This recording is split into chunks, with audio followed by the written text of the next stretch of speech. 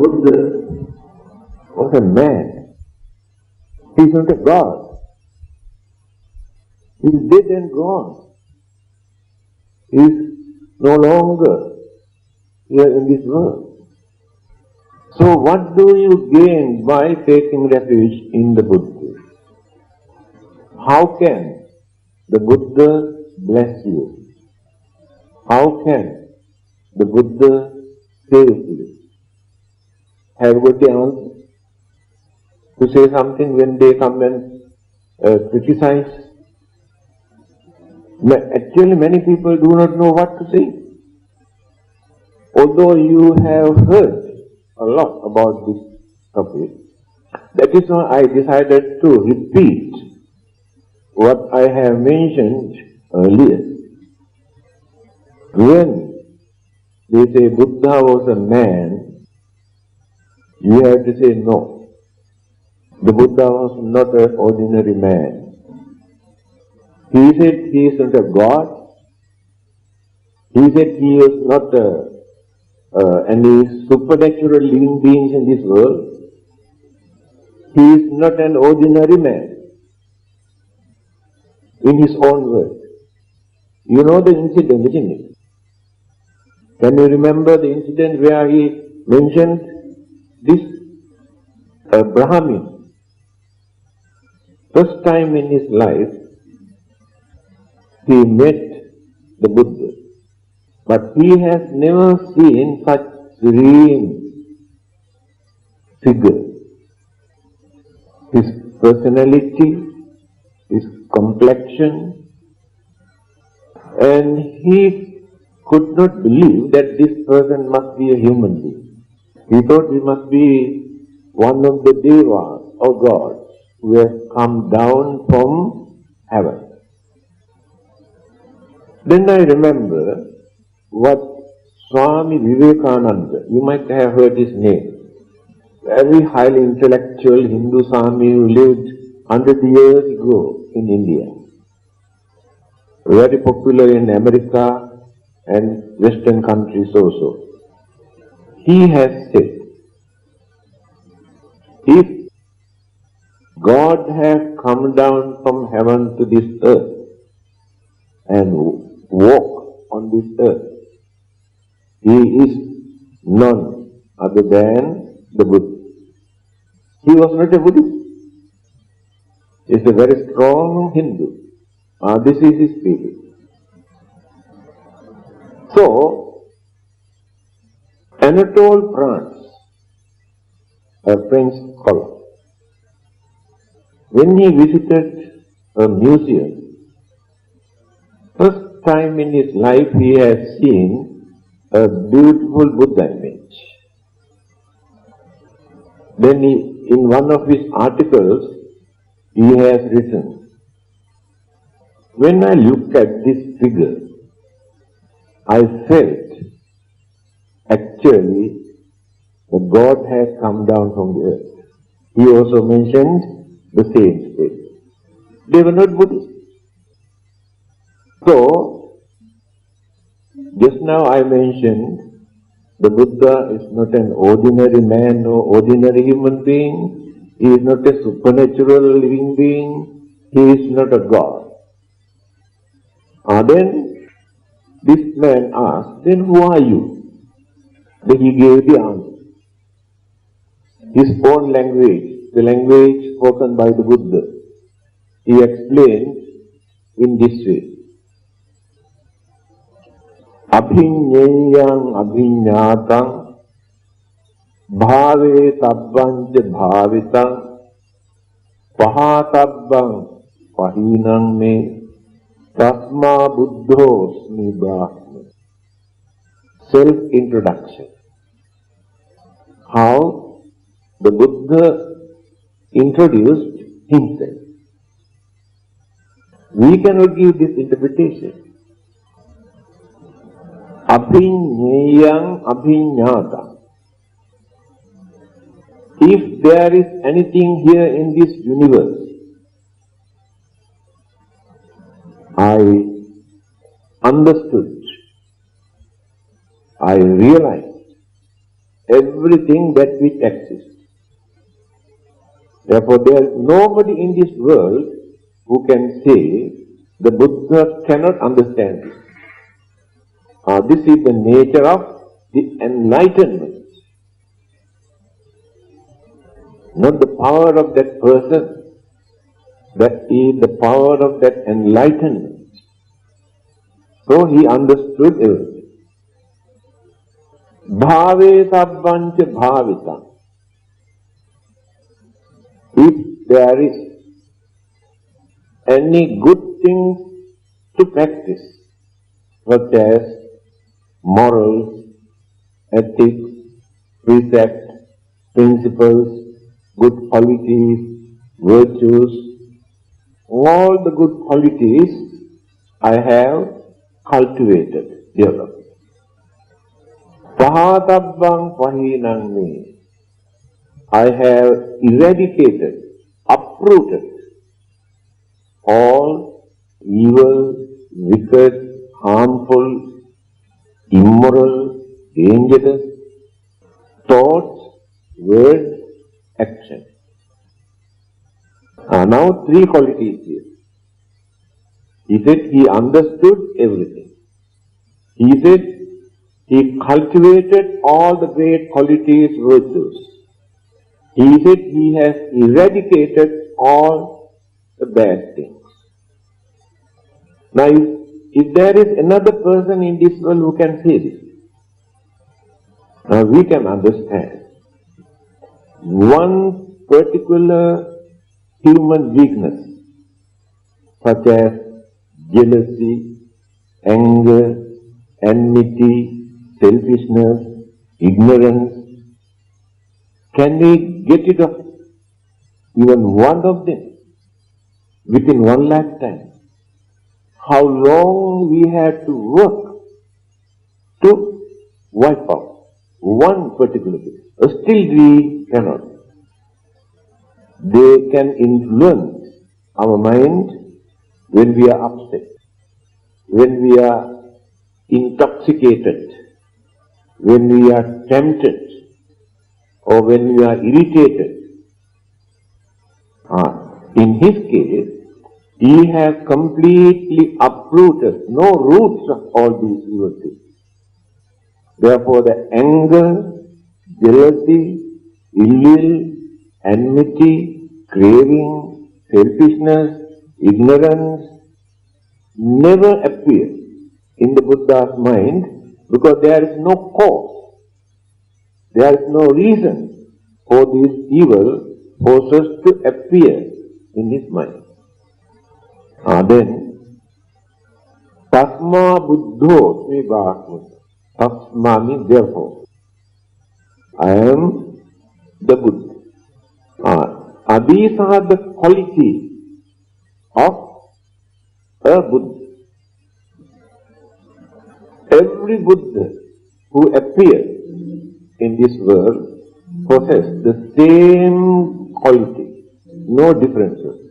Enlightenment is the same. Different Buddhas never gain different kinds of enlightenment. And different Buddhas never preach the different kind of doctrine or dharma. Same doctrine, same teaching. That is dharma, nothing but truth. Then, that is the answer to your first question. That Buddha was not a man or ordinary human being. He is the Buddha. The second allegation is, Buddha is dead. Why do you worship this dead man? What do you do? What is your answer?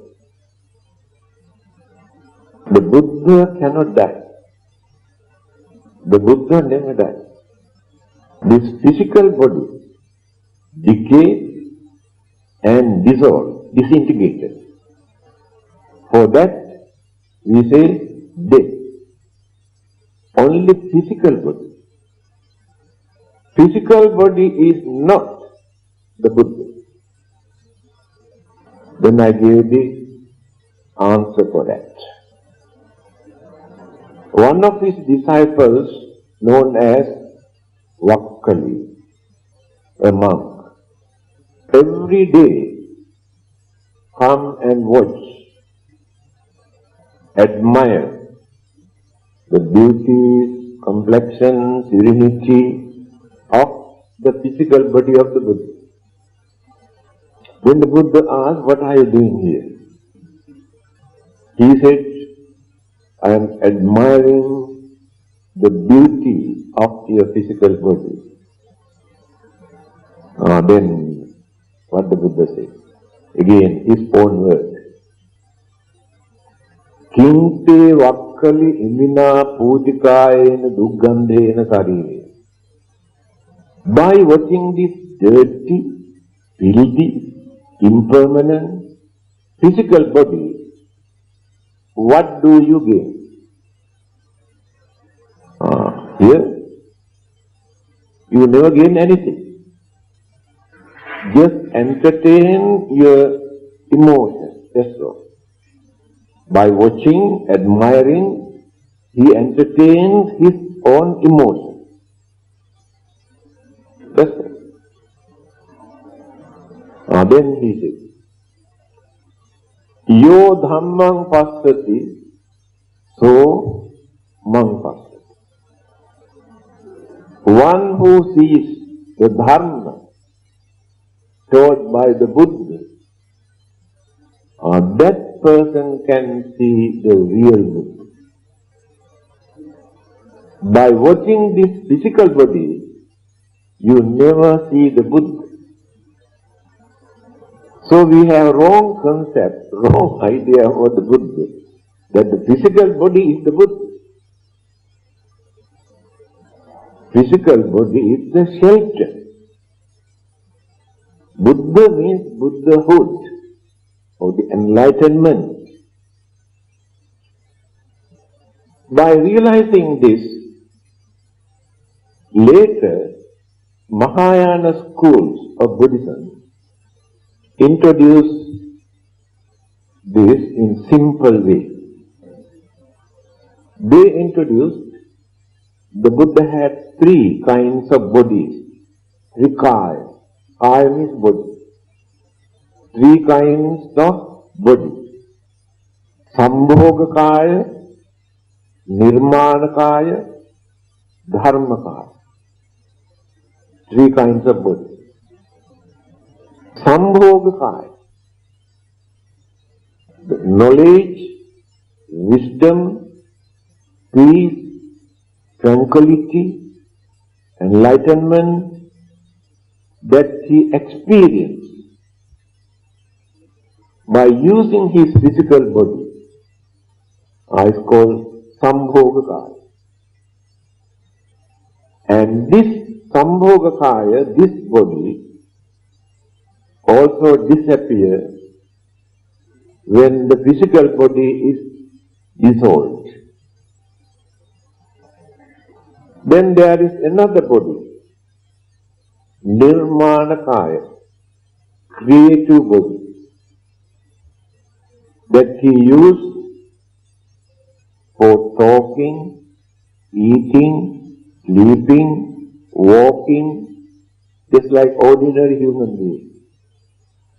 And that body of the Buddha also dissolved, disintegrated. Now there is another body. They introduce as Dharmakaya, Dharma body, doctrinal body. Dharma body of the Buddha never dies, cannot die. There is nothing to die. That is the everlasting truth, Dharma. Dharma means everlasting, unchangeable truth that he experienced, that he gained by developing, cultivating, gaining his enlightenment. That is why we introduce him as the Buddha. Buddha is not his name. His name was Sakya, Sakya Muni. Muni also another term we use for the Buddha. Sakya Gautama, Sakya clan, Gautama family. He was born in a Sakya clan, Gautama family. So his name was not the Buddha. But after gaining enlightenment, introduced him as the Buddha. Anybody who gained the same enlightenment also introduced as the Buddha. That Buddha, that enlightenment, that Buddhahood never died. Therefore, that allegation, the Buddha is dead and gone, why do you worship him? Also wrong. You must know how to answer these things. Then, Tittante nibbute chapi same chitte samang phalam. Another stage. Whether the physical body of the Buddha exists or not, devotees who take refuge, pay homage, do some offering to the Buddha, the good effect never reduces, whether they do that after his passing away or whether he is alive, makes no difference. Because the Buddha exists. So what we have to do is to develop our devotion, confidence and understanding, not the physical body of the Buddha. Then, why did he say, Yo dhammang passati somang passati? One who sees the dharma taught by me, he or she can see the real Buddha through this dharma. So when you study the dharma taught by the Buddha, how he revealed the truth or the reality in our life, or the world, or the universe. Then, what sort of wisdom, enlightenment, patience, tolerance, compassion, kindness he had? Then, all these qualities we regard as these are the Buddha is the embodiment of all the great qualities, virtues, knowledge and wisdom. Embodiment, not the physical Buddha. Now, great ocean is nothing but accumulated drop of water. And we say great ocean.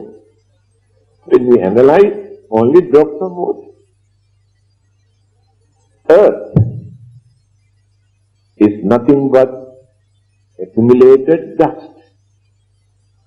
When we analyze the earth, in the end we can see only dust.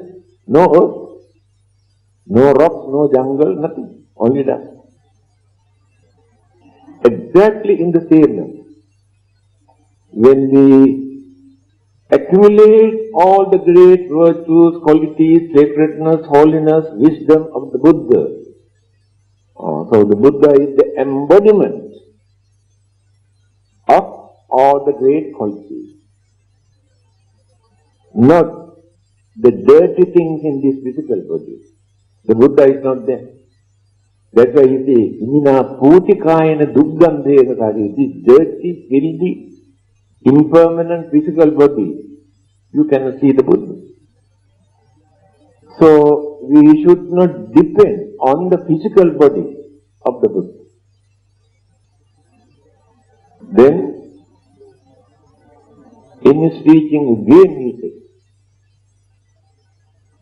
You should not accept my teaching thinking that I am a great man. You accept my teaching by depending on me, but not by understanding. You never understand the Dharma if you depend on me. You have to release it. Don't depend on the Buddha. He revealed the truth.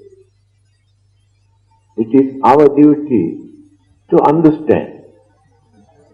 Example, a doctor discovers very effective medicine.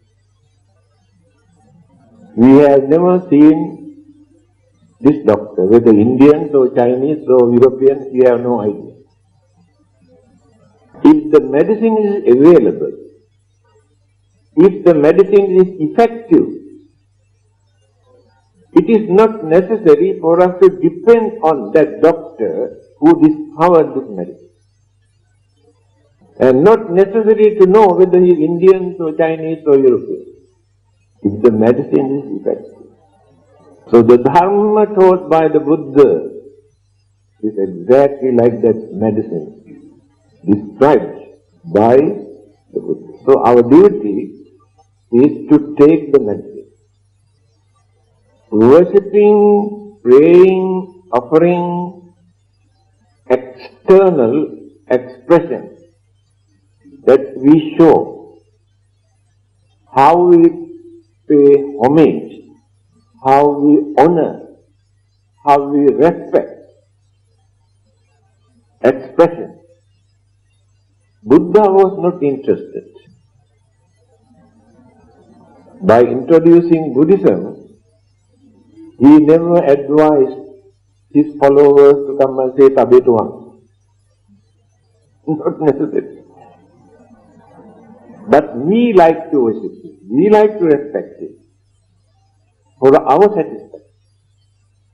But the Buddha is not waiting to receive our worshipping or homage or respect. To him there is nothing. When he was about to pass away physically, a lot of people assembled, VIPs carrying flowers to offer and pay respect. Ananda, his disciple, stopped there, saying, it is not nice to disturb the Buddha at this moment. The Buddha overheard. Then he told Ananda, you must go and tell them, instead of offering flowers, instead of worshipping, ask them to go and practice at least one advice taught by the Buddha. Then they really respect their master. The Buddha said, Yo dhammam passati somam pas. One who sees the Dhamma can see the real Buddha. When you heard this kind of sayings of the Buddha, then you can see the real Buddha. You create the real Buddha in your mind when you heard this kind of thing. Another example. A very rich man, Upali, follower of another religion, came to the Buddha. He said he also liked to become the follower, become a Buddhist. Then the Buddha asked, why do you want to become a Buddhist? He said, many people say your teaching is wonderful, so I also decided to become one of your followers. Then the Buddha, have you ever heard my teaching? He said, no. Then how do you know whether you can practice my teachings or not? That is not the way for a man to change his religion. Just because people talk. Must study, observe, investigate, find out whether you can practice or whether you can agree, then you can change your religion. And this man says, I think this advice is more than enough for me to understand what you preach. These are the most important sayings of the Buddha for us to understand, to create the real Buddha in our mind. What sort of person he is. He is not a God or supernatural living being, but enlightened religious teacher. Liberal, rational, reasonable, practicable advice given by him for us to understand. He has liberated us. Before that, we were slaves to religion. And we torture ourselves because of religion. Starving and burning and cutting and doing all sorts of things as religious practices. He released us from all these things. He said no religious values in those practices. He has introduced a real human right. No any other religious teacher has ever done that. Human right to every human being, whether high class or low caste, whether male or female. All the other existing religions in those days, even today, some of them discriminate only high caste, high class people can practice religion. Others were not allowed to enter into their places of worship. The Buddha, what he did? He ordained laborers, coolies, scavengers as monks and allowed the kings and the ministers to come and worship respect. How he tried to give real human rights. Women were regarded as very unfortunate living beings. Those days there was no difference between animal and woman. Women also had no soul, they say, like animals. Therefore, if women also want to go to heaven, they have to use husband's passport. Women have no passport because they have no soul. See the way how they have treated women. Not allowed to go out from their house. Duty of a woman is to deliver the babies, attend to them, attend to the husband, housework. The woman does not know anything about the world or the languages or religion. They were in the dark. So first time in the human history, Buddha opened the gate for women to enter into the holy order, not only practice Buddhism, enter into the holy order as nuns.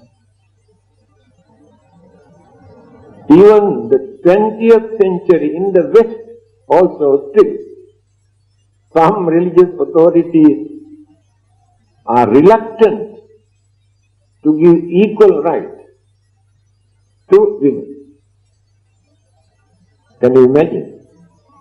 The Buddha has done this more than 2,500 years ago. Because of that, the followers of other religions who were against the women criticized, condemned, accused, blamed the Buddha. They say the Buddha has polluted religious way of life by allowing women to enter into the holy world. Even today, there are some Brahmins in India who never eat anything cooked or touched by a woman. Can you imagine? Today, I was there for 4 years, I know very well. If the food cooked by a woman, touched by a woman, they never eat. See? That is what Mr. Nehru, the Prime Minister of India, he was a rationalist. He said, I really cannot understand what kind of courage and knowledge the Buddha had to break these age-old traditions in India that people maintain as religious practices. He has revolutionized, completely changed the religious way of life in India. That is why the other parts of the world, started by Chinese, earlier Sri Lanka or Burma, Thailand, Brahmanism, Jainism, Hinduism were strong, very strong at that time in India. Buddhism was not very popular at that time. Very few people accepted Buddhism. Only during Emperor Asoka's time, that is 200 years after the Buddha, he spread Buddhism. The West also. He sent Buddhism to Syria, Egypt, and Greece 227 times. He has sent missionaries to Western countries. It is recorded. 227 times. Then, why Chinese accepted Buddhism? Why not Brahmanism? Why not Hinduism? Why not Jainism? Those religions were more popular in India at that time. Why they have chosen Buddhism?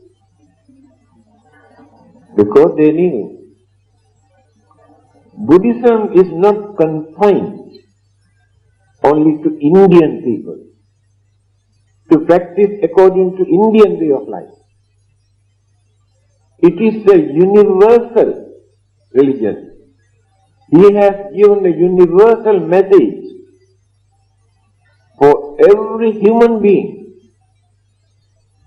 to practice. So Chinese knew this. That is why they accepted Buddhism, introduced, then again from China to Korea, from Korea to Japan, and this part of the world. Because of that universal message, they knew it is not necessary for Chinese to become Indians to practice Buddhism. They can remain as Chinese, they can respect their Chinese culture, and they can practice the message of the Buddha also. But if they accept Hinduism or Brahmanism or Jainism, they cannot do that. They have to follow Indian tradition. See the difference. Now we can understand who the Buddha is. Why we pay homage and respect. Then comes the third part. how can he save us? That question is wrong from the Buddhist point of view. Why it is wrong? He has said, Tumhehi kiccang atappang akhataro tathagata. Tathagata, another name for the Buddha. Tathagata, or the Buddha, can tell you what to do and what not to do to find out your salvation. Tumhehi kiccang atappang, you have to work for that. Another person cannot work for you. Another person cannot give you salvation. You cannot get your salvation from God. You cannot get your salvation from the Buddha or Bodhisattva or anybody unless you work for that. It is like this. When you are sleepy, another person cannot sleep on your behalf. You have to sleep. When you are sick, another person cannot take medicine to get cured your sickness. When you are hungry, another person cannot eat for you. You have to eat. Exactly like this. If you want to find out your salvation, you have to work for that. Don't wait for that until it comes down from heaven. It will never come down from heaven. You have to work. And the method introduced by the Buddha, very practical, through our own experience we can understand. But when we depend on others, we are not sure. Whether we can get or not, we are not sure. They say only after our death. Who knows? All their promises after our death, not while we are living here. The Buddha's advices while we are living here, not after our death. A man who wanted to go to heaven, very rich man, who would have done? Approached the Buddha and said, we have no time to meditate, to observe eight precepts and attend to retreat and all sort of things. Even then, after our death, we like to go to heaven. Is there any shortcut to go to heaven after our death? Then the Buddha asked, why do you want to wait until you die to experience heavenly bliss? While you are here in this world, if you know how to handle your life properly, you can experience heavenly bliss. This is the Buddha. We can experience heavenly bliss while we are here in this world. There is nothing for us to gain from another person. Then after our death, when existence again takes place, rebirth takes place, we will be born in certain areas, certain countries, certain planets, where we can have very peaceful, happy life. That is created by us, molded by us, not by another person. There is nobody to come and take us to heaven or send us to hell. We create our own hell. It is in our hands. That is why that simple saying I always mention, human life is in between heaven and hell. Only human life, but not other living beings. Human mind we can develop, cultivate, purify it very easily than any other living beings in this world. Therefore we are close, very close to heaven. Heaven means not another world, bliss. Again, human mind can become the most cruel, wicked, dangerous force to destroy the whole world. There is no any other living beings who can become so nasty and so wicked. So when we abuse our human mind, then very easily we experience hellfire in between heaven and hell. But other living beings are very far away. So, salvation we never expect from the Buddha, from any God, or from our masters or gurus. Many people depend on their gurus or teachers and masters too much. That is personality cult, according to Buddhism. Depend too much on gurus and teachers. For everything they must have guru. Because they never use their mind, they never use their intelligence. Krishnamurti, a well-known philosopher, great thinker, very highly intellectual person.